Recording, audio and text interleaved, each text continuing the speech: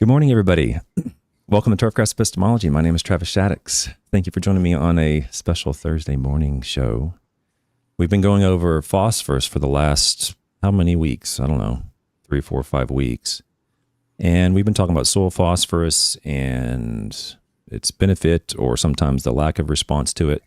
But one aspect of phosphorus that I am mostly ignorant on is phosphites, which came around about 20 years ago. And in a serious sense, it came around about, 2005, 2006, 2007, something like that is when it really started hitting the market. Occasionally I'll get questions on phosphites. I don't really have the answers to any of the questions on phosphites, but like I've said before in the channel, you don't need to know everything about everything, but you need to know who knows. And I know who knows. And so today we're going to be talking about phosphites with the one person that I think knows the most about phosphites, and that's Dr. John Dempsey. Good morning. Good afternoon. Good afternoon to you. Yes. From Ireland, actually, not the UK. Okay, from Ireland. Yeah. So it's 2 or 3 o'clock in the afternoon where you're at. So thanks so much for taking the time. 3 o'clock in the afternoon now, yeah, and a nice sunny afternoon here in Ireland, which is slightly unusual. Usually It's raining. Oh, it is? Okay. So, yeah, very eager to talk about my favorite subject, phosphite.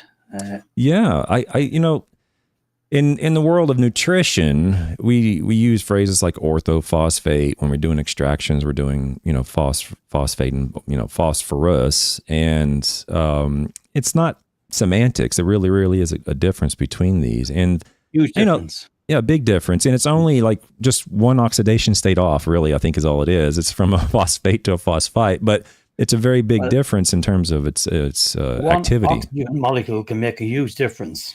Yes. Sometimes I'd say to guys, H2O and H2O2, hydrogen peroxide.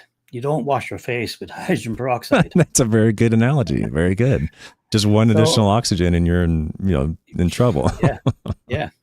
Yes. So let me just go back to, you mentioned 2004, and that's pretty much when I first came in contact with phosphite. Back, okay. I was still a working superintendent at the Royal Curragh Golf Club in Ireland. Mm-hmm. And in Ireland and the UK, the major disease we deal with is microdocium patch. Almost through the year, but certainly from September through to March. Okay. And around that time, 2004, 2005, we were starting getting messages that fungicides and plant protectants were going to be severely restricted in the future. And that, of course, came about. So we had to start looking at other ways to control disease in our turf grasses. And at the time, an agronomist used to come into me, Dr. Michael Fox in Ireland, suggested, John, you should start using phosphite in your autumn-winter program. Now, I'd never heard of it at this stage, but he was saying that it stimulates plant defenses and that. So I looked in, I was doing my degree at the time, and I needed a subject for a year-long research project. As I looked into it then, I could see then at that time, there was no research to support the fact that phosphite had any effect on microdocium, or in fact any fungal diseases in turf grass. And what year was this? This was 2004-ish? 2004, 2005. Okay. Yeah. Okay. Now, it had been used in the States going back to the 80s to control Pythium, which of course is not a fungal disease, it's an omicete. So that you couldn't use that data to support fungal pathogens. Okay. So anyway, that's how I got started in it. I started doing a short research project, and I got some pretty interesting results with creeping bentgrass and reducing microdocium, and sort of led on from there. So I was about 50 when I decided to start a PhD.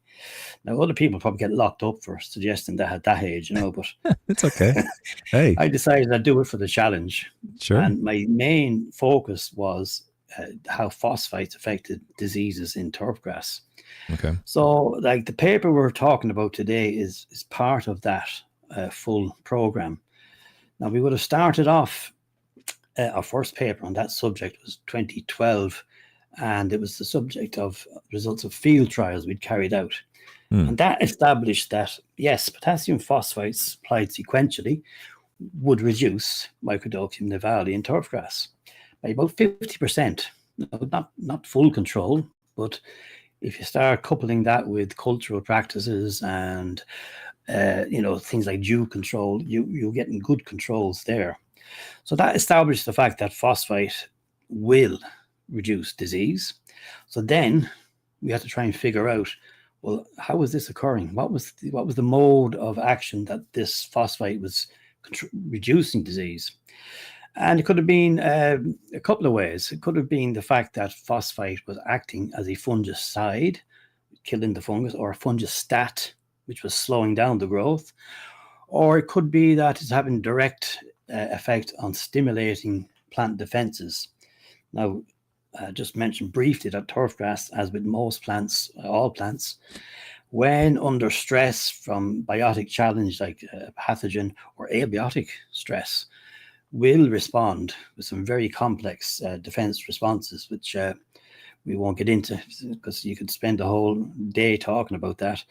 So we thought phosphite either had a direct effect on the fungus, or it stimulated the defenses, or it was a combination of both. So we set out down that path. And another paper we published in this series of 4 was an in vitro study where we looked at how phosphite will actually affect the fungus, microdocium. And we found that it wouldn't actually kill it, but it seriously sorry about that. It's okay. It happens to me all the time. It happens to me. Don't worry about it. But but we found that microdocium was the growth was inhibited. Okay. Right, and when it came in contact with phosphite, phosphite was affecting the uptake and metabolism of itself, of the fungus. So that was one thing. And the next thing then we looked at was the stimulation of defense processes. And that's another paper we did. And we found again that phosphite, when applied prior to infection, will stimulate a whole range of these defense compounds. Okay. So that actually then led on to the paper we're going to talk about today, which was the uptake and translocation and the effects on growth. Because for this phosphite to have an effect, it had to be in the plant, and we had to see what happened. No one knew. I actually asked a question, I think it was 2011, 2012, to the various companies. What happens when you apply phosphite as a foliar to turfgrass? Yeah. Mm-hmm. And they said, well, we assume it's taken up as other foliars. Now, Travis, if you put the word assume in a PhD thesis, you can assume you're going to have to rewrite it. Right? That's a nice one. That's so nice. We had to find out, what happens when you apply it. Is it taken up by the plant? Where does it translocate through the plant? Yeah. Importantly, because we're looking at disease control, you also have to look at how it affects the health and growth of a turfgrass, because it's okay to control disease, but if you're killing off the plant at the same time, that's not much good. Sure. So the focus of this particular paper was to see, when you apply it at a standard rate, is it taken in? Does it translocate? Yeah.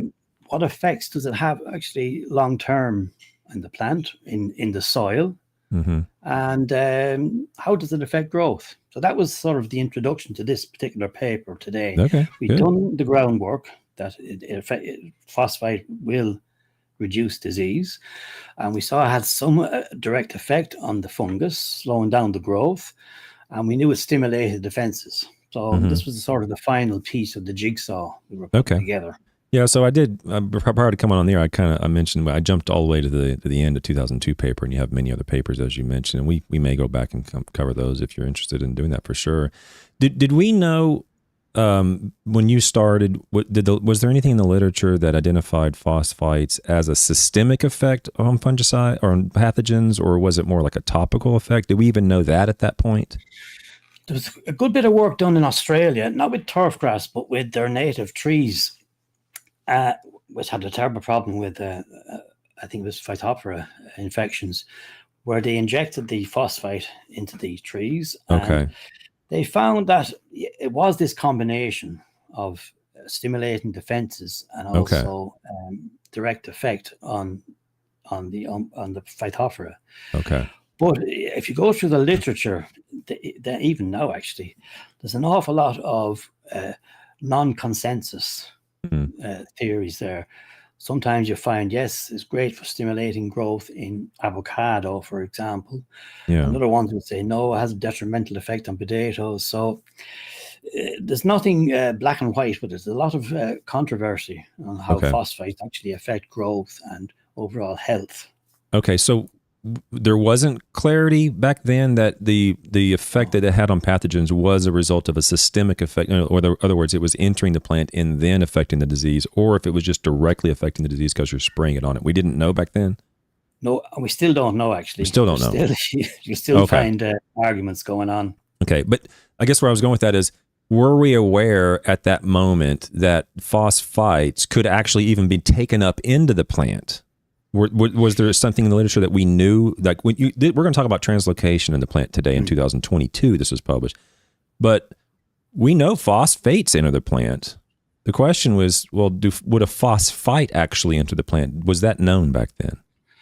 It was known in other plant systems, and not just in other plants. Going back to the 1980s. Okay, that it was taken up rapidly and translocated right through the plant. Okay, so there was some basis but not in turfgrass. Not in turfgrasses. Okay. Well, on that note, let's get into this paper on turfgrasses. And this is for those who are interested in reading this paper in its entirety. The name of this paper is The Uptake and Translocation of Foliar Applied Phosphite and Its Effect on Growth and Development in Cool Season Turfgrass. And this was published in the Journal of Plant Nutrition by yourself, Wilson, Spencer-Phillips, and Arnold in 2022. Now, the Journal of Plant Nutrition is, on my end, sometimes challenging to get the articles because the libraries don't always keep them in electronic form. The Journal of Plant Nutrition, at least in the old days, was a tiny little like manual-sized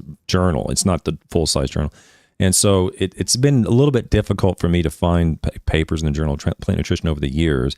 So I guess what I'm saying is, don't feel bad if you try to track this paper down and you have some challenges tracking it down. You may have to actually go to, I guess, Taylor and Francis publishes it and actually get their version. So, well, if anyone wants it, you can contact me. I'll send a copy, no problem. Okay. Well, since as far as I know, this is the only one that exists on the planet in terms of translocation and turfgrasses, let's start going through it. Now, you've already kind of gone through the introduction as to how you got to this point and what led you to actually investigate the translocation of phosphorus, and that is, or phosphite, and that is, it was being used with some fungicidal activities, and we didn't know whether or not it would go up in the plant or down in the plant, to what degree, and whether it would transform in the plant. That's a point that I get sometimes, whether phosphite enters the plant and then gets transformed into phosphate. Sometimes people ask me, does that happen? Other times, typically the salesman will say, yes, it will happen. And I'm like, well, how do we know? And in this paper, you have some information about that. So little teaser there. Okay. Okay, John. Well, the introduction we've gone through. I just want to read the objectives, or you can read the objectives if you'd like, whatever you prefer. You read them because I can't really see them. Okay, yeah, it's a little blurry from your end. No problem. So the objective of this project were to determine and describe the uptake, vascular translocation, accumulation, and fate of phosphite in treated turfgrass tissues, and to assess the value of phosphite as a source of phosphorus nutrition in turfgrass, and finally, to determine the effect of phosphite treatment on turfgrass growth, phosphorus deficiency responses, and tissue and soil phosphorus accumulations. And that's probably where I'm going to end up. I'm confused in that world, John, and I'm going to end up asking you quite a few questions on that topic, because there is, and you do a good job of explaining it, but I want to give you the opportunity to explain it in greater detail as the author. There, where you talk about something happens with phosphite in phosphorus sufficient soils that is different than phosphorus deficient soils, and I want to make sure we have enough time to go into that topic. Okay. The materials and methods. Well, you can either read through it, or you can just tell me what you did. Basically, however you want to do it. I can read it if it's blurry on your screen. I'll explain it. First of all, we wanted to look at the uptake. what happens Okay. when you apply it to the leaf, basically. Okay. And to that end, we had 2 turfgrass species. I think it was 2, wasn't it? Or was it 3? You Two. had 2 in one study, and then you had 2 in the other study, but there was total of 3 because you used a Yes. perennial ryegrass, That's bent right. grass, and There's a reason poa for that. Okay. But this Uptake study, the first one in 2011, this was in the greenhouse. So Okay. we had all these pots of creeping bent and poa annua. Mm-hmm. We had, I think it was about nearly 300 pots because I needed that many. It was a pain. Yeah, and I asked, and when we get to the graphs, you're going to actually sample the roots and the tissue over time, and that was one of my first questions. Was it sounds to me like you're doing destructive sampling, so you would need a huge number of treatments or samples units. Yes. Okay, that's what you did. I think it was around 300.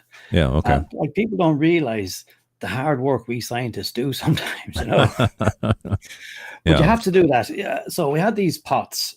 And we applied foliar potassium and phosphite. Now, it was actually, we used lab grades phosphorus acid and phosphoric acid because we knew the exact molar content of these liquids. Mm-hmm. And we titrated them with potassium hydroxide. So basically, we made our own potassium phosphite because we knew the exact quantities of phosphite and phosphate and potassium hydroxide were being used.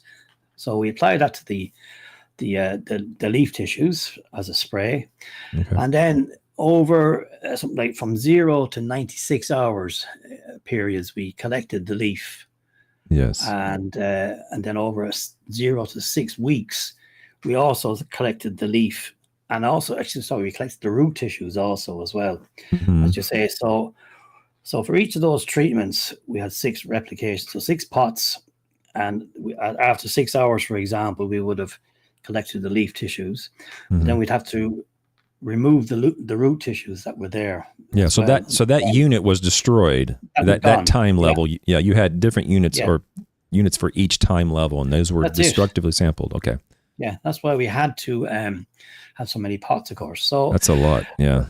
Yeah, but then that was the easy part because then we had these leaf tissues and root tissues, and we had to find out how much phosphite and how much phosphate was in each of those samples. Now, obviously, a normal foliar test would not do that. That would just show you the amount of actual phosphorus. So we had to find a way to separate out and measure separately the phosphate PO3 and phosphate PO4. So we used a thing called ion chromatography, which we got a process from Australia, as I said, from Murdoch University, and we adapted that. So this was able to tell us exactly the amount of phosphite and phosphate was in these samples. So what we found was that there was a rapid uptake of phosphite in the leaf. Within 6 hours, we were measuring it. Let me jump ahead to that graph. Here we go, right here. Yeah. So this was in 2011, creeping bent and poa annua. So we would have applied it. I don't know what I'm pointing that for. At 0 hours, and as you can see, a rapid uptake after say 6 hours. Biggest accumulation was at 48 hours around, I think, after the first. Up to around 5,000 almost ppm of phosphite PO3 in the leaf. But very interestingly now, and importantly, was the accumulation in the roots, because any fungicide you're going to apply does not translocate downward into the roots. It's all upward mobility. Whereas phosphite, and this was shown with other plants, phosphite is very mobile in the plant. So you apply it to the leaf, or in the case of Australians, they inject it into the trunk of trees, and that would spread right through the entire plant, which makes it very important for, say, root infecting pathogens as well. So so we found that was some new data that hadn't been done. Rapid uptake and accumulation in the leaf and roots. And then we did it, as I say, over 6 weeks also. The same thing. We collected the leaf and roots over 6 weeks. So I think by the time we got to the end of the 6 weeks, was the whole range of dead and empty pots in the greenhouses. So Okay. But as you can see here, so at the start, after say week 1, there's a good accumulation there where Travis is pointing. Very good. You make a good assistant, Travis. Thank you. But as you can see, it drops off in the leaf over 6 weeks. And mostly what we decided that was happening there was we were cutting the leaf to maintain it at, I think it was 10 to 12 mil. So as we were cutting the leaf to maintain a sort of a natural sward height, the phosphite was also being removed from the plant. Now, there was some natural degradation. It was going somewhere as well, as you can see, because there was a drop off in the roots also. So, so that was the first thing. And then we decided on the same subject that that was done in February in Ireland. So fairly low growth, even in the greenhouse, minimal growth. Yeah. So I said, we'd better have a look at what happens in the height of summer in July. We have summer for 2. Can I ask a question? 2 days in July. So, can I ask a question here about about this graph here, where we're talking about the time from 0 to 96 hours? Yeah. So for those people listening, the x-axis is from 0 to 96 hours, and on the y-axis we have parts per million of the phosphite that was taken up, and we have 2 lines. One line is the leaf, and one line is the root. And what I wanted to really, I guess, comment on or ask a question on is this first time level. One of the questions I get, not about phosphite, but just about foliar applications of really any nutrient, is when can I turn the irrigation on, or how long do I need to leave it on the leaf before we have uptake that is, of meaningful consequence? And generally, the literature would say things like urea or iron or something like that is around 4 to 6 hours. If you have the material stay on the leaf for about 4 to 6 hours, you're going to get a large portion of whatever was going to be taken up is going to be taken up in the first 4 to 6 hours. I don't see much different in phosphite as well. It seems like the bulk of it, 50, 60% of it or more that's going to be taken up is in the first 6 hours. Is that the case, John? Well, that seemed to be the case here. Within 6 hours, we had a fair amount in. Now, this was, as I say, lab grade products that we were applying. Yeah. Now, if you had products that maybe had some sort of stickers with them, they might stay on the leaf even longer to be taken in. Okay. And it would also depend on the metabolism of the plant and the temperatures, and that would have some effect. But safe enough, after 6 hours, you were, if I was applying them on the greens at that time and I got a few hours drying, I'd be happy enough then. Yeah. But the thing as well is that, even if it is washed off, that would be taken up via the roots also. Well, some of it would anyway. Some of it would. Okay. Yeah. Okay. So I guess the point that I think a lot of superintendents or sport turf people or lawn care people would want to know is, if I'm applying it, if it's going to be raining late, let's say you're going to apply it at say 9 or 10 in the morning or earlier, if it's going to rain before lunch, you might want to hit pause on that. But if it happens to rain after lunch, you're probably, you got a large portion of it in there. You're probably going to have enough in there to make a difference. It would be safe enough. Yeah. I'd say, 4 to 6 hours, you would be happy enough, I think. Yeah. Okay. Okay. I'm sorry. Rain was always a tricky thing. Yeah. Exactly. Yeah. No one can predict whether it's going to be raining or not, but especially in certain parts of the world, you're just like, oh, it looks clear. And 2 hours later it's raining, half an inch. So especially in Ireland. Yeah, there you go.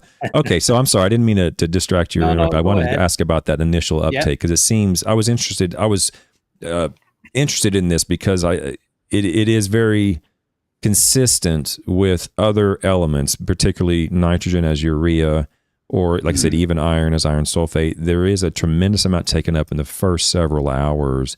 So I guess what I'm saying, I wouldn't lose any sleep over the application so long as it didn't rain within the first 6 hours or so. You're probably fine. Okay. Yeah. I'm sorry. Let's continue. Right. So that was February 2011. Yes. Okay. And this was in 13 years ago. Wow. Anyway. It's true. I had to read the paper this morning to see what I was going to be talking about. That's why we write it down and publish it, so we don't have to remember. We can go back and read it. Yeah, but anyway, so that was, a period of very low growth. So we said we'd better have a look at what happens in July, I think it's the same year or the year after. Yes. When there's bigger growth potential. Actually, I don't even think the term growth potential was even being used in them days. So yeah, probably not. We wanted to see what happens at the height of growth. And so this was July, over the 96 hours. Pretty similar, really, I think. Still a rapid uptake over the 6 hours and 48 hours. But the big difference was the next slide, Travis, the over 6 weeks. Okay. You can see here, again, a rapid uptake into the leaf and into the roots. Yeah. But a much more rapid drop away. Yeah, we dropped all the way down to almost nothing at 4 weeks rather than...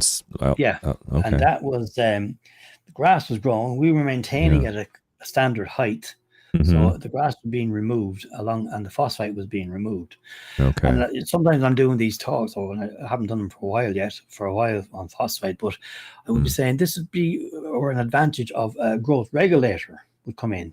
Oh, okay. Because you're be maintaining more leaf and you're retaining the phosphite, as you would say a systemic fungicide.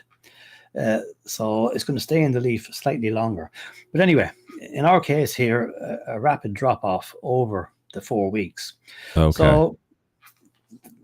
So the whole idea of this particular uptake, and that was to see, how phosphite was taken in, because no one had done that. I asked the companies, they said, and they didn't know. So we had to establish that.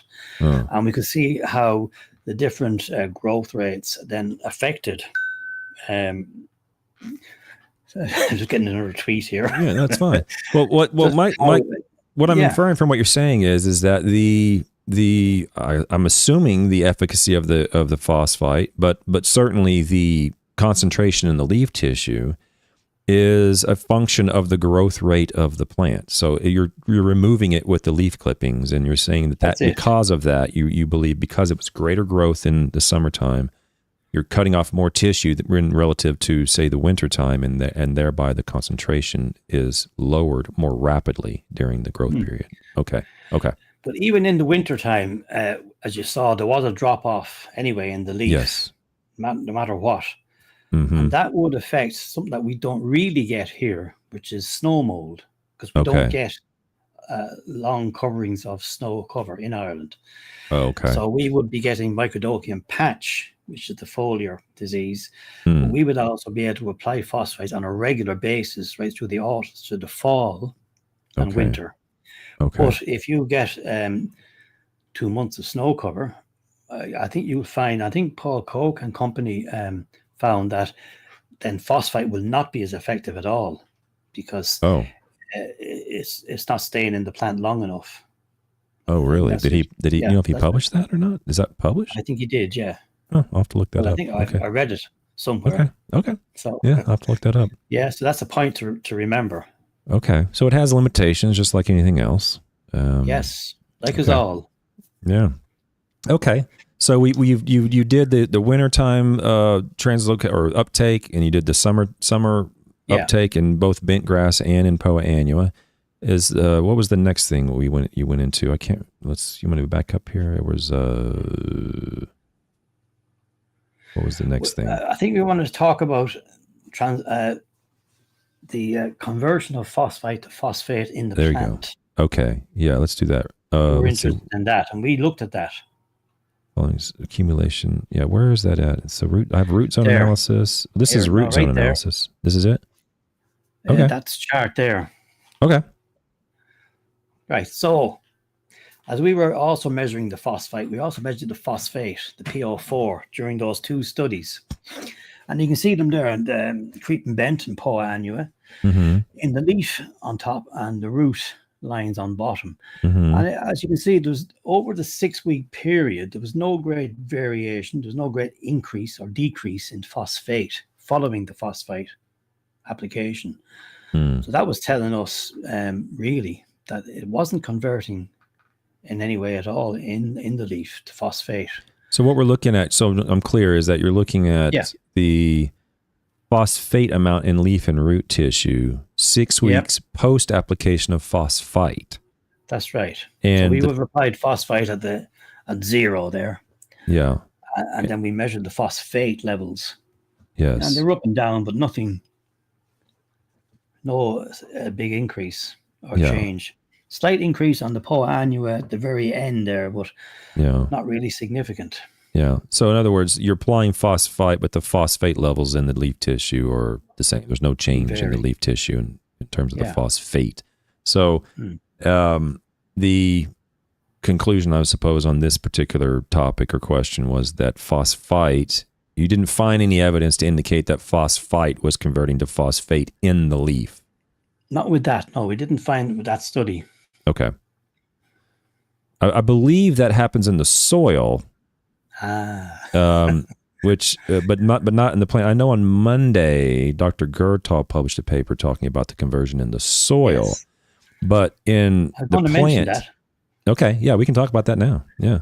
Well, we did a study last year, where we applied phosphite directly into the soil root zones that we had. Okay. We had 3 different phosphites, 3 different products going in. And we measured the phosphate over the 6 weeks that we looked at. And there was a conversion of phosphite to phosphate. Microbes in the soil take up phosphite, they utilize it, and they convert it, oxidate it to phosphate. So when they die, the phosphate becomes available. Okay. I know with Beth and her, I can't pronounce the student she had. I can't pronounce his name. I think it was. I'm not really sure what it was, but I know they did a study, really interesting, very similar to what we did. Okay. And they found that when they applied the phosphite products into the soil, 2 of them anyway, within 4 weeks had converted totally to phosphate, which was really interesting. Yeah, and that's the paper I'm going to go over on Monday morning, actually, for those people. But it goes back to the very first paper I've seen on phosphite was in, I wasn't alive, but 1950. Okay. But it was a study looking at different forms of phosphorus nutrition in cereals. And they applied a phosphite and they got no positive results. But when they went back the following year, they saw results because the phosphite had converted to phosphate and it had this kick-on effect. So it's not a very economical way of applying phosphate if you wanted, So. That's the key, yeah. In this paper, you do have some soil numbers on phosphorus and potassium that you mentioned here in Table 2. Do you want to just kind of use that as a segue to talk about that? This is where I wanted to see if you're applying potassium phosphite sequentially, regularly, over a number of years, I mean, what effect is that going to have? So this was a 2-year study we did where we applied it. I think this was every month at the standard rate, I think 0.35 grams per square meter. What's that in ounces? Maybe I think it's a little less than an ounce per 1,000. Is it? I was going to say it's a little less than 0.1 pounds per 1,000. So that's probably around that number, around an ounce. Yeah, very small. 3.5 kgs per hectare.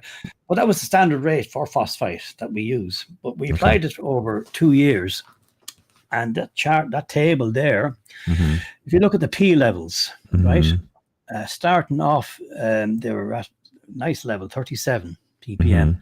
But after the 2 years, they had increased in both the POA and the creep and bent root zones, significantly increased. And that's to be expected. You're applying phosphite, and some of it is in the plant, but the plant's going to senesce and die, and the phosphite is going to be released into the root zones. Even when you're spraying, some of it is going to go directly in anyway. So there was an increase in phosphorus levels over 2 years. Now, since then, I've spoken to quite a few superintendents that have been using phosphite for many years, and they haven't reported any great differences or increases. So, really? Yeah, but I just thought that's what we found. That was in the greenhouse as well, of course. So, different environment, but even so, it's something to be aware of. Yeah. Well, I mean, at the very minimum, it seems like this. I mean, I wouldn't count on that as a soil phosphorus source. It doesn't seem like, but it does seem like you're not going to see a decrease in soil phosphorus. This is malic 3 phosphorus. The other elements are not malic 3, but the malic 3 on phosphorus on this table is malic 3. So if anything, you're going to see it stay the same or maybe slightly increase over time at these low rates. Yeah, but a lot of people don't want to see an increase as well. Okay, especially on links courses. Okay, if you're growing POA or something. Now, we Yeah. were talking about yesterday, a good friend of mine, and I'm going to look into it more. Hmm. But a lot of links courses correlate increased P levels with increased POA annua incursion. So yeah, there is some information in the literature about that as well. If you want to kind of bend nature in the favor of one plant versus the other, the amount of phosphorus in the soil can do that if you're growing. Yes, yeah. So that's something that came up, which was of interest. Okay. I skipped through these tables. Now, these tables are the accumulation in leaf and root tissues from sequential monthly applications of phosphite. Yeah, over 2 years. Yeah. Now, this was, if I remember correctly, let's see, that's not the right table. Let's go over this table, but the tables that I want to make sure we have plenty of time to talk about are the tables you have where it's phosphorus sufficient and phosphorus deficient soils. An interesting one. So this table here, do you recall exactly what this was? POA annua. We looked at the accumulation of phosphite in the leaf over 2 years. Oh, okay. And the roots. So again, it's much the same as what we just looked at in the soil one. We were applying phosphite 2 years sequentially. And, these samples were taken 1 week after the applications, and there was no really great differences in the leaf accumulations. But the interesting one on this, I think, was where your arrow is now. Where the accumulation of the creeping bent root, gradually there was a cumulative increase in the roots, which is sort of a meristematic area. And phosphite was sort of acting like a sink source thing where it was gathering in the roots. Not causing any problems, but it was an interesting point that came up. Well, what do you think that is? What's going on there? As I say, phosphite will sink into these meristematic areas and start to accumulate there. And if you notice with the POA annua down below in the roots, there was no differences there. So I think what I said in the paper was that we probably, again, we're just sort of with no exact proof, but the creeping bent roots being more of a perennial are going to last longer than the shorter term POA roots. So I think that was the thing there. And that would be good if you're having any problems with root-based pathogens. It's good to have that in the roots. On bent, Well, that's what I was going. It seems like that would be desirable if you have bent. Yeah. Okay. For any root-borne diseases or something that this phosphite would have an effect on, that would it would be good. So, and we're going to learn so long as it's in a phosphorus sufficient soil, and that's coming up right now. If you're going to do that in a phosphorus deficient soil, you're going to have some challenges. So this table is the effect of growth on leaf crown and root tissue in phosphorus sufficient soils. So this is following the application of phosphate, phosphite, and potassium chloride on phosphorus sufficient soil. So I want to make sure the audience understands. We're going to be talking about what happened when we apply. They had two different root zones. One, the phosphorus level was sufficient, and you deemed that 38 or 37. Yeah, and then the other one was 5 parts per million malic 3 phosphorus. So they intentionally created root zones that had two different phosphorus levels. Yeah. And one was, when they say deficient, they're saying 5 parts per million, which the literature would indicate, almost all the literature would indicate 5 parts per million is in fact deficient for bent, and 38 is in fact sufficient for bent. So make sure we're on the same page here. Okay, now let's talk about what happened in the sufficient root zones. Yeah, so greenhouse study again, where we had perennial ryegrass and POA. Now the reason I used perennial rye was because it grows a lot faster than creeping bent, so I wanted something to work with, basically. Sure. So we had the plants in the greenhouse, and as you say, we applied the we applied potassium phosphite, potassium phosphate, and then because we needed a control, we applied as a control potassium. Yeah. And that's the balance off the potassium part of the potassium phosphite. Okay. Yes. So they were the 3 treatments that went out over 6 months. And with regarding the leaf growth, we can hold on for 1 minute. No problem. Sorry. You're good. I had to let the cat out. He was going mad there. No problem. So we applied the treatments and we gathered the leaf over 6 months. So we kept gathering the leaf. Every time we cut, we gathered it and dried it and weighed it. Mm-hmm. So that gave us the cumulative weight of the leaves over that period. Yeah. And at the end, we also collected then the crowns of the plant and also the roots. Yeah. Okay. So this was in a sufficient root zone where we had enough phosphorus growing. Yes. And what we found here was that the applications of potassium phosphite actually increased the growth of leaf. We had better crown density and better roots compared to the others, which was interesting. Although we expected that. We didn't expect that. It's the other one we did expect. So we're getting this extra growth in both creeping bent, in perennial rye and Poa annua. Now, if we hark back to the field trials that we did back before this in 2012, okay. Now we used to have our local and visitors coming in, other greenkeepers coming in to look at the trial plots. They even came in from the UK. And apart from the suppression of disease, whenever they came to the trial plots, they could actually pick out the phosphite treated plots because of their increased density and better quality.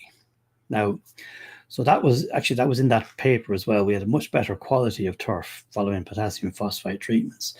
So we're getting this enhanced growth from the phosphite. And I might have alluded to earlier, but in other systems going, from horticultural plants and that, quite a few papers have found that they've got enhanced flower setting, enhanced fruit, yes, and enhanced growth. Now, some of them didn't, but quite a few did. Okay. And despite all these papers saying they got this, no one has actually come up with, and we haven't either, I have to say, as to why exactly this enhancement of growth is going on. It possibly could be, we think, it's affecting the metabolic processes. It's enhancing transportation of various sugars and compounds within the plant. I say we're not really sure. All we do know is that we got this extra growth when we're applying phosphite in. May I ask a question? So yes, the disease occurrence on all this was the same. There was no disease. In other words, the phosphite there's not a disease that the phosphite is curing or in turn that was a resulting thing that we put in as well in the discussion, I think, if not in this, but in the thesis. Okay. That by applying, even though there was no great visible symptoms of disease, there would be, say, root pathogens there could be niggling away at the plants and affecting their vigor slightly. Okay. And by using phosphite, you're breaking these down or stopping these from affecting the growth. So that could be one aspect. But you didn't see anything obviously on the plots, like clearly the phosphite is cleaning up disease and the other ones are diseased. The other ones weren't diseased. Okay. In this particular study, there was no disease apparent at all. Yeah. Okay. But so the one we did expect, of course, was within the P deficient root zone. This is where we had the same grasses, the same treatments applied, except they were growing in a root zone that was very low on phosphorus. And as you can see here, the top one, for example, the growth was down in all the phosphite treated plots. The leaf, the crown, and the roots were less. But the really interesting one that tells the tale, Travis, is if you compare the potassium treated plants. I don't know. I'm going here with my cursor, but that's no good. That's okay. The potassium chloride plots, I'll do my best. You see, the potassium treated plants actually grew better than the ones that were treated with phosphite.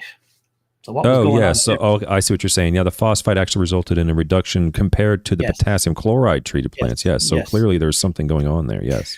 Yeah. So what's going on here is, when plants and turf grasses are deficient in phosphorus, they will respond. They will change their root architecture. They will form exudates to try and harvest whatever phosphorus they can.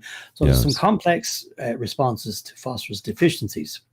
So when you apply phosphite, it's taken into the plant and the enzymes will lock onto the phosphite molecule, and the plant actually regards this phosphite then as a source of phosphorus, but because of the molecular shape, it cannot be taken in and metabolized. So phosphate basically is phosphorus with 4 oxygen molecules.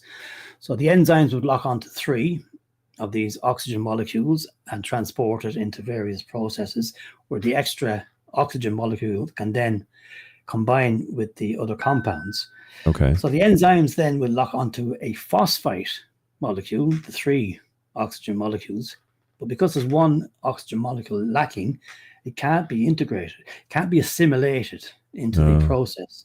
Okay. So the plant, when you apply phosphite, the plant thinks it has phosphorus, and these phosphorus deficiency responses are not initiated, which is why the plants actually will do worse with phosphite in a P deficient surface or root zone with phosphite than if you don't apply it. So you're better off not applying it.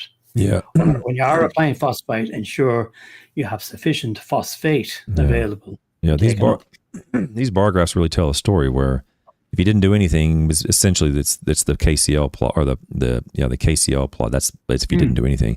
If you apply phosphate, you do see an increase in leaf tissue, dry weight, crown, and root, both in the perennial rye and in the POA. But if you apply the phosphite, you see a reduction relative to the control, not just relative to phosphate. Relative to the control, you're actually seeing a harmful effect of phosphite applied to perennial ryegrass and POA annua, as long as it's in phosphorus deficient soils. Yeah. So it seems point there. Yeah, your explanation is a little bit above my head, but basically what I'm gathering is that it's still taking up the phosphite, but it's in so doing, it's not able to take up the phosphate that it needs, or it's not metabolizing the phosphate that it actually needs. And instead it's using the phosphite, or it's taking up the phosphite, but it can't use it. So it's a interesting situation. Whereas in the phosphorus sufficient soils, the plant, I'm assuming, I'm thinking of a competition between phosphite and phosphate. Whereas when there's no phosphate, the competition favors phosphite, and when there's plenty of phosphate, I'm assuming it's still taking up phosphite. In fact, you showed that it's still taking up phosphite in phosphate sufficient soils, but it still has plenty of phosphate to use to metabolize. Am I on the right track here? Near enough, I think. Yeah. Okay. Basically, in a P deficient root zone, the plants will respond and try and get as much phosphorus as they can. Yeah. But when you apply phosphite, they think they have enough phosphorus and they won't initiate these responses. Okay. So that's basically it, really. Yeah. Okay. Well, yeah. That's where did it come up that you would even consider looking at phosphorus sufficient versus phosphorus deficient soils? Was that in the literature on some other plants somewhere? Yes, it was in the lit review. Okay. So somebody had seen something in the past, and you're like, well, there may be something here. There's a fair bit there in it, all right, yes. Okay. And, but not with turfgrass, which is why we had to. Sure. Yeah. Wow, that's very interesting. Okay. So I wanted to make sure we go over that because that seems to be pretty important. So that would be I'm not a real big fan of just going out and soil testing just for the sake of soil testing if you have a concern. But if you're going to be using phosphites in your greens program, that would be a good reason to soil test, even if you're not worried about it so much in nutrients. Yeah. But if you're going to be playing phosphites, you want to make sure that your phosphorus level is not deficient. And what number is deficient? Yeah. That's subjective to some degree. But, in this case, 5 was clearly deficient. Well, in most cases, I would think you'd have enough phosphorus anyway. Yeah, in many cases. Yeah, in many cases, true. And you and I are on the same page with that. Phosphorus deficiencies are not all that common. Putting greens, we got different situation that can be more common, but generally it's not as common as people think. So, okay. So you talked a little. You want to talk about shoot to root ratios at all? Do you want to go to the conclusion? What do you feel comfortable with? What do you want to do here, John? Well, the shoot to root ratios were important as well. I think I said even though we had more growth in the P sufficient root zone from applying phosphite, it seemed to be at the expense of the root systems. Okay. So, you're getting more leaf growth from applying phosphite, but the root systems were slightly reduced. Is that a concern? How concerned really, should someone be about that? that? Concerned about it. Yeah. Okay. It's just something to fill up a page on the thesis. Well, that's what I'm getting at. Is that, I mean, when you're going to have excessive leaf growth, you're going to have to pull carbohydrates from somewhere. And if it's not producing them in the leaf, it's going to have to pull them from the root. So it seems just something there. I mean, okay. You probably know yourself that when you're working on a PhD thesis, sometimes you're always thinking, have I done enough here now? I'll just throw another bit in. Hey, that's fine. That's fine. Well, I highlighted all, but for those who want, I encourage you to read this paper. I highlighted an entire paragraph because it's so important in the conversation or in the discussion. But we already went over that. You verbalized it very well. And unless you want to go over this any more detail in these paragraphs, I'll skip through it unless. No, it's all right there. But I do want to point out one sentence that you mentioned, and I marked it in red. It's hard to see because I have orange and red on the screen, but it says, the mechanisms of disease suppression by phosphite have not been fully determined.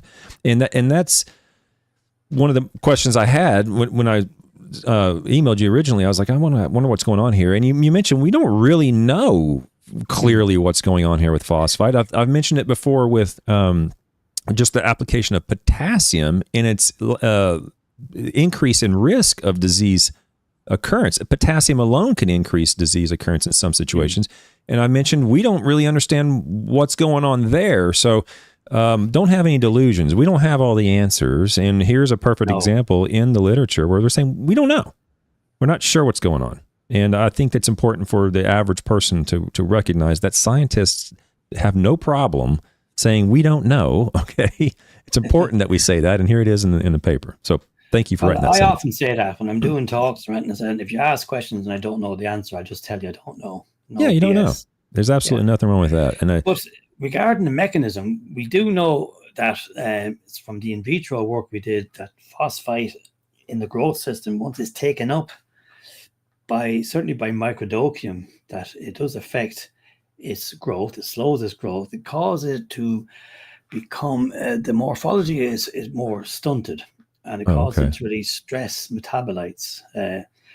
So that works in with why we wanted to see why phosphite in the plant. So if you get phosphite into the plant, the fungus comes into the plant, obviously, when it's infecting. And it starts taking up the nutrients there, some of which then would be phosphite. So that's affecting the fungal growth and slowing it down. And this in turn then would be allowing the plant, the turf grass, give it more time then to respond. So I often talk about the disease pyramid, which is the level of disease with 4 factors. You know, we have the pathogen, the plant, the environmental conditions, but then there's the time factor. And what I talk about there is if you can slow down the infection process and if you can speed up the responses of the plant, the infected plant, with all these complicated defenses, these short, medium, and long-term defenses, then you're going a long way to reducing disease. So we know from in vitro that the phosphite taken up by the fungus will slow its growth and cause it to become stressed and release these elicitors, which are picked up by the plant. But also then we know from the other work that, as I say, these defense compounds, there are a whole range of what's called secondary metabolites are produced. These are mostly phenolic compounds. And we found that applying phosphites prior to any infections, the level of these phenolic defense compounds are significantly increased. So basically, it's priming the plant, giving it like almost like a vaccine, in fact, so that it's ready. Tom Shang now, I'm not sure whether you know Tom, in Professor Shang up in Guelph. I don't know. He likens this to a castle being invaded or attacked by, in the medieval times, that the phosphite or the defense mechanisms, the defenders are there ready with their boiling vats of oil ready to fight off the defenders. Well, it kind of leads me back to what we saw or what you found in the phosphorus sufficient root zones where you saw an increase. You know, it would make sense if there's some sort of beneficial effect the phosphite is having that is preventing something from occurring, but it hasn't yet manifested itself in the non-phosphite treatments, right? Maybe, you know, as you mentioned, there wasn't any disease obvious in those plots, but there may have been something happening at a level that is not yet observable to the eye, but yet the plant is able to respond favorably to those phosphite applications. It's you know, we don't know, but it seems plausible. For example, without disease, we know that the phosphite is stimulating these defense compounds. Okay. And defense compounds from abiotic stress, you know, from drought, or too much water, cold, heat, they're very, very similar to the responses to infection. Okay. So we know that phosphite is stimulating these defenses. So it's going to leave the plant, the turfgrass, more ready and available to withstand abiotic stress as well. Okay. Provided, of course, that you're on a good, balanced nutritional program. Sure. Because all of these, there's no free lunches. All of these defense compounds have to be, the plant has to have the resources to produce them. And as you know, our golf greens are always on a knife edge of nutrition. Mm-hmm. So ensuring that they have enough. I often talk about actually things like increasing the height of cut, increasing the leaf area so that you have extra photosynthetic area to produce these nutrients as well, or compounds. A very, very small increase in the height of cut can have a profound benefit in many situations. I've seen it with anthracnose from Rutgers going from 2.8 mil to 3.6. Significant reduction in anthracnose. There you go. I'm going to go ahead and go into the discussion part here a little bit. I know we've already talked about it. You've already gone through this very well, and I want to read a few sentences because it's kind of close to my interest in the way that you worded it. And it talks about phosphite to phosphate conversions in the plant, which you already talked about. We already mentioned that there was no evidence to indicate that happened in this study. But I like the way you worded the first sentence. It says, the question of an in-plant conversion of phosphite to phosphate is often raised, with numerous commercial suppliers claiming phosphite as a source of phosphorus nutrition following the implanted conversion of phosphate in the plant to usable phosphate. And so that's the first sentence, saying commercial salesmen are saying that this happens. For most of my career, I've been a golf course superintendent, so I'm well versed with salesmen coming into the doors are coming in and open, and then the sort of the very terse sentence is in bentgrass leaf and root tissues during both assessment periods. There was a clear determination that there was no in-plant conversion of phosphite to phosphate, as there was no significant increase in phosphate levels in the 6 weeks following the phosphite treatment. So I just wanted to mention that. I like scientists who are willing to, have a firm, if that's what your findings were, if that's what your results were, then say it. Yes. Now, I mentioned the study I did last year. Yes. With the soil and that. At the same time, we were looking at the uptake in leaf as well.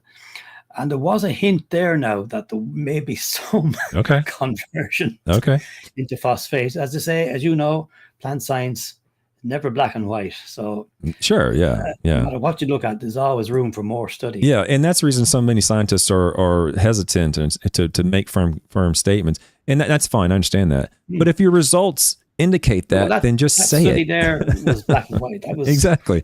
There may be another study that finds something different, and that's fine. We'll add it to the model of turfgrass science, but we need to have a little bit more confidence.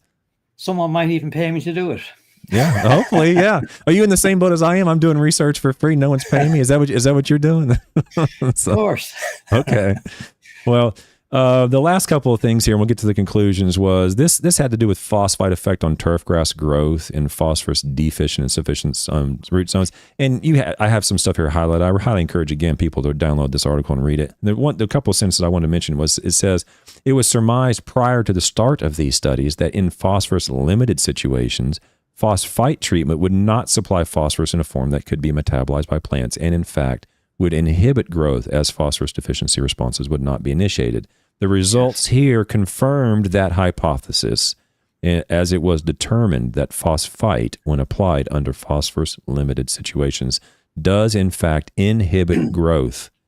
Yes. So, critical to understand what your phosphorus levels are in the soil if you're going to be using a phosphite product, at least on these turf grasses. Yeah. Yeah, Don't the apply it under P deficient situations. exactly. And the other there's only a little bit of literature that you have in Turfgrass on phosphites that you have not written. There's very little that other people have written. But even the literature that other people have looked at, which is minimal, they found the same thing. In phosphorus limited situations, the application of phosphite is not innocuous. It will actually likely result in a harmful effect. So having said that, we're talking about a small percentage of the overall turfgrass world, and not everybody's going to have a phosphorus deficiency. So I wouldn't hesitate to use phosphites. Yes, I wouldn't hesitate to use phosphites, but just be aware of the risk factors when you're in low phosphorus soils. Yes, exactly. And in the red sentence, these results give clear evidence that in amenity turfgrass management, phosphite should only be applied under conditions of sufficient phosphorus levels for the target species involved. That's a very good sentence. I like that sentence. And then the conclusion, I just highlighted the first paragraph in the conclusion because you did a very good job of summarizing everything. If you can't read it because your screen's a little blurred, I'll be happy to read it. You read it. You have a great voice there. The conclusions were just 2 or 3 sentences here. This study determined that phosphite is rapidly taken up and translocated by turfgrass. And remember, we talked about 4 to 6 hours, or you had a 6-hour time level. So 6 hours, we're talking 50% or more. Yeah, was taken up. So that's what he means by rapid. It's rapid. 6 hours, you're probably good. And that sequential applications applied on a 3-week cycle would maintain leaf tissue accumulations of approximately 3,000 parts per million, meaning that regular applications would maintain the phosphite level in the tissue. I don't know what level in the tissue would be ideal for minimizing the risk of disease occurrence. I don't know. Do we know that percentage in the 3 to 4? I think we found was okay certainly for mycodocium through the autumn winter. 3,000 to 4,000 parts per million. Is that what you're talking? Yeah. Okay. Yeah. So that would maintain that if you're doing it on 3-week cycles. Long-term sequential phosphite treatments maintain leaf tissue accumulations, but can lead to cumulative increases in meristematic tissues, such as roots, and can cause increases in soil phosphorus levels. Not overly concerned about what's going on in the plant. I mean, it seems like that would be a benefit, but over time, soil phosphorus levels in some situations, people are not going to, they want to be aware of that. Not necessarily a good thing. And that was only a short 2-year study, so more work involved really there. Yeah, and then the last sentence, in phosphorus sufficient root zones, foliar applied, and by the way, which is the majority of our cases, people listening, the majority is phosphorus sufficient. Foliar applied phosphite increases biomass in all plants, but also led to all plants in this study, but also led to a reduction in root to shoot ratios. I'm not overly concerned about that, as Dr. Dempsey mentioned. In phosphorus deficient root zones, foliar applied phosphite does not supply a usable form of phosphorus, and furthermore, deficiency responses were repressed. See, I just like, when you get out of grad school and you start writing, I'm still learning how to write now, 20 years post grad school, but you kind of try to say things because you're uncertain. You try to say things with a little more caution, and that's fine. That's great. But when your results are solid, be confident in your results. And I just like the way you wrote those last couple of sentences. So thank you for that. And when you get into your mid to late 50s, you start to throw caution to the wind anyway. Like, let's just say it. Yeah, no, I think you're probably right. You get a little bit more confident, maybe maybe not in a good way, but you do get more confident and you're a little bit less concerned about what may happen. That may be true. Well, that's what we found, though. You write what you find. Right, what you find. Yeah. And if another study finds something different, as long as it's conducted correctly and everything's valid, then we'll that's why explain you take care with the materials and methods that people can replicate it if they want to. Sure. Yeah. There's one question in the chat by Joe Calla. He says, "I'm sorry, I don't have it on the screen. Sorry, I'll read it. A home lawn. Yeah, it says maybe a dumb question, but in a home lawn scenario, how would phosphite applications impact overall potassium?" Now, I know that's a dumb question. No, you're good. You're good, Joe. Now in this table, the best thing I can here. Yeah, the best thing I can show you, or this. Go ahead, John. Go ahead. Do you have the potassium level? Over that 2-year study, because we're using potassium phosphite, the potassium was being put out as well. So there was an increase. Yes. I think it's from 88 something up to 109 ppm. So 2 years of sequential application did lead to some increases in that particular study. Yeah. All right. And these were low rates. I mean, you're not dealing with a pound. You're dealing with a little less than 0.1 pounds. I think it was 1 ounce. It's very, very low. But over time, there was an increase in the soil K levels. Yes. Now, whether or not, I don't know if, Joe, you're asking about that specifically, or whether or not the potassium would play a role in any potential potassium deficient responses. In other words, if the plant was actually deficient in potassium, would this form of potassium alleviate that? I don't know the answer to that. I suspect the potassium would be a usable form of potassium, wouldn't it? Oh, it is John? usable. Yeah, it's taken into the plant, so it would be a usable form. Yeah. So if my assumption would be, Joe, would be that if for some reason you had a potassium deficiency, which is fairly uncommon, but it could occur, this at these rates, I don't know what would happen, but the form of potassium should be usable to the plant under that scenario. Okay. Oh yeah. And like some, normally you'd be applying these in a nutritional program anyway. Yeah. Apart from just potassium phosphite, you'll be going out with various NP and K and maybe silica or God knows what else in your program. So there'll be a lot of nutrients going in anyway.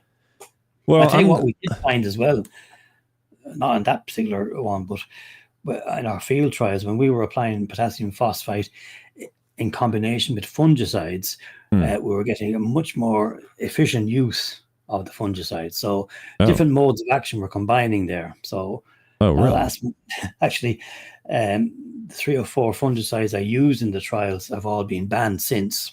So I don't know if that was my fault or not, but but the fungicides were controlled to a good extent.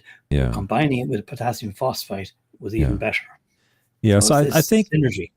Yeah. If I don't know, from my perspective, if you're in a situation where you don't have fungicides as a tool to use, this isn't going to cure every disease, but certainly some diseases it has an effect on.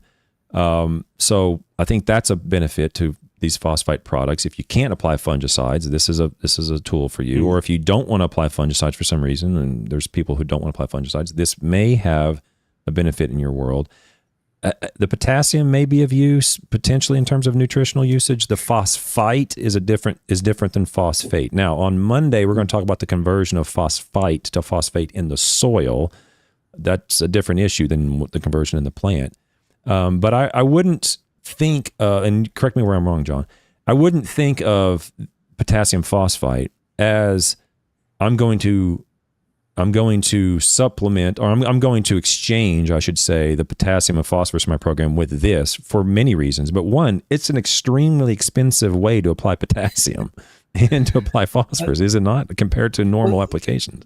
The only reason you have potassium phosphite is because phosphite is derived from phosphorus acid, which has a pH of 2.2. Okay. So you can't apply it directly to the plant. So it has to be modified with some alkaline products. So, originally it was aluminum, whatever it was, which produced the allude, I think it was, or one of those products. But there's magnesium phosphite, there's ammonium phosphite. So it has to be modified to a neutral pH. And the most common one is potassium phosphite. So it's combined phosphorus acid with potassium hydroxide. Okay. So that's why it's potassium phosphite basically. Okay. Yeah. I'm just saying, I guess what my thought was, I don't want people to be deluded into thinking we're going to be using this as a nutrient source. It is a nutrient source of potassium, and then the phosphite will convert into soil. But it's a very expensive way to do it if you're going to just look at it from the perspective of a nutrient supply. I'd be thinking of it as, go ahead. No, I would identify things like potassium phosphite and things like commonly used here in Ireland and the UK now the last few years as being combination of magnesium, manganese and zinc, things like also sulfur, copper, these elements, but they're not applied as nutrient sources. They're applied as extra benefits as a plant stimulant of defenses or to control disease. Now, So as part of, say, MLSN, you can disregard those as nutrient inputs. Okay. Regard them as friends with benefits. Okay. Yeah. Okay. I had this talk with Micah a couple of months ago. So. Okay. Yeah. Good. Yeah. Well, John, I appreciate your time. I know, it's a time change and everybody's busy, but I know my limitations, and my limitations in this world is when it comes to phosphites. I've everything I know has basically come from this conversation today. So thank you for taking the time. I hope people found it useful. Yes, yeah. My pleasure. Is there anything going on right now in terms of your research? Are you doing anything active right now? I've done a lot over the last few years. As I say, I do independent research for various companies and that. So I've done a lot with surfactants, some really interesting results there. Okay. I did a very interesting, just wrote it up last 2 weeks ago on using biostimulants to reduce organic matter attached layers. Very good results in that. Okay. Watch this space. And I'm looking at nanosilica as well. Interesting product there. Yeah, so even though I'm supposed to be officially retired, I'm quite busy. And we're heading now into the talking season as well. Yeah. You're probably thinking, Jesus, every season must be a talking season with him. But, it's fine. Yeah, I appreciate we're off it. Saltex now in a couple of weeks, which is a big trade and conference place in the UK. Yeah. And then we're heading over to Vancouver to do some talking over there and back to England. You'll be flying around. Is your wife able to join you when you're flying around all the time? She always comes, yeah. We always have a few days at these locations. Good. I'm even heading off to Japan the new year to talk about grass. Imagine that. Yeah, nice. Well, John, I appreciate your time. I'm going to let everybody go. I'll be back on Monday morning to talk more about phosphite with Dr. Beth Gertall and her study when she's looking at conversion in the soil. John, if you'll just hang on tight, I'm going to close this out and I'll be right back to you. But I wanted to thank you very much for your time. Thanks, Doctor. I appreciate it. No problem. Okay. Thanks, y'all. Bye-bye.